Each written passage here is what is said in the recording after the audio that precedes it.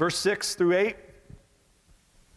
Then God said, "Let there be a firmament in the midst of the waters, and let it divide the waters from the waters." Thus God made the firmament, and divided the waters which are under the firmament from the waters which are above the firmament. And it was so. And God called the firmament heaven. So the evening and the morning were the second day. Day 2, God made a separation of the waters. He made a separation of the waters. And this one is hard to explain. If you have studied this passage, it's a whopper. It is a whopper. Now, some explain the firmament as being an expanse, and some of your translations probably have the word expanse. Maybe if you have NIV, ESV, actually anything but New King James and Old King James is probably going to have the word expanse. So for that reason, they say it's the basis for our atmosphere, right? Divided the waters below, that would be oceans, rivers, seas, ponds, lakes, right? From the water above, and that would be the water in the atmosphere that is hanging above us, and there's this, it just gets denser, I guess, as it comes down, and it's up there, the water. We know it rains, we know there's cloud, we know there's water up there. Okay, we get that. The problem with this is when you get to day 4. The problem with calling the firmament the expanse between the waters that are on the earth and the atmospheric waters is day 4, and I'll touch on that when we get there. And the other problem is the word firmament is the word rakia. Rakia. And rakia is a very interesting word in Hebrew. I encourage you to go have fun and really look into this word. In some of your translations, it's expanse. In the New King James and the King James, it's firmament. Expanse really doesn't do the word justice. It really doesn't do the word justice. Firmament is probably a better word for rakia. Let me read for you from Easton's Bible Dictionary, and this is from 1893. This is speaking of rakia. It is plain that it was used to denote solidity as well as expansion. It formed a division between the waters above and the waters below.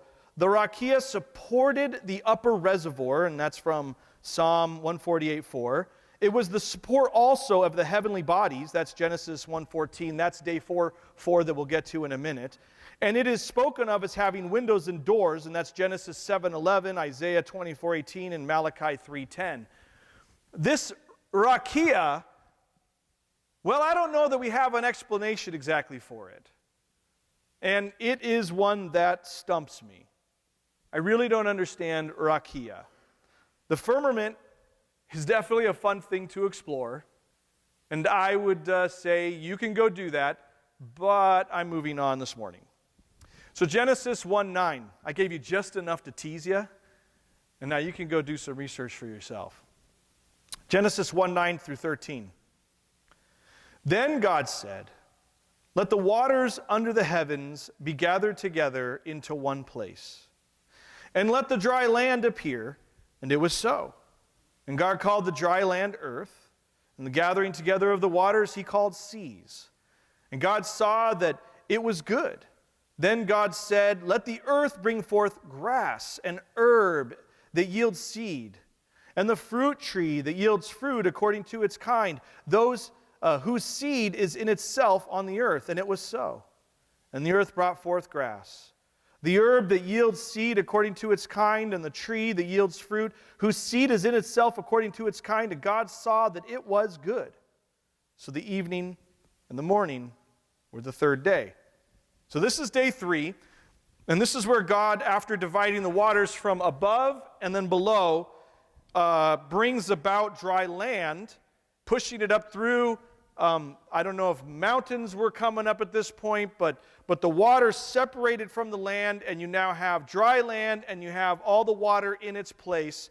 This is day 3. Now listen. Darwin's evolution starts in an ancient ocean. It starts in an ancient ocean. But the true account of creation starts on dry land. Life in the Bible started on dry land, not in the ocean. Evolution and the Bible are not compatible. Evolution and the Bible are not compatible. Does that mean that someone who believes in evolution and claims to be a Christian could not possibly be saved? I will not go there. Because salvation is in faith alone, through grace alone. It is a gift of Christ. And I'm pretty sure the thief on the cross had some issues with his doctrine. I doubt he had it all together. But are they wrong? Yes, on this point they're wrong. They are opposed to what the Scriptures are speaking. Evolution and the Bible, evolution and the creation from the Bible are not compatible. This is another one of those things that's becoming unpopular. Unpopular to declare. Well, I don't really care. It's what the Scriptures teach. So that's what we stand on. Listen, even if you allow for billions of years, even if you allow for that, and there are some good Christians that make good arguments for that, and at least in their mind, I disagree with them, but the order sequence is still a problem.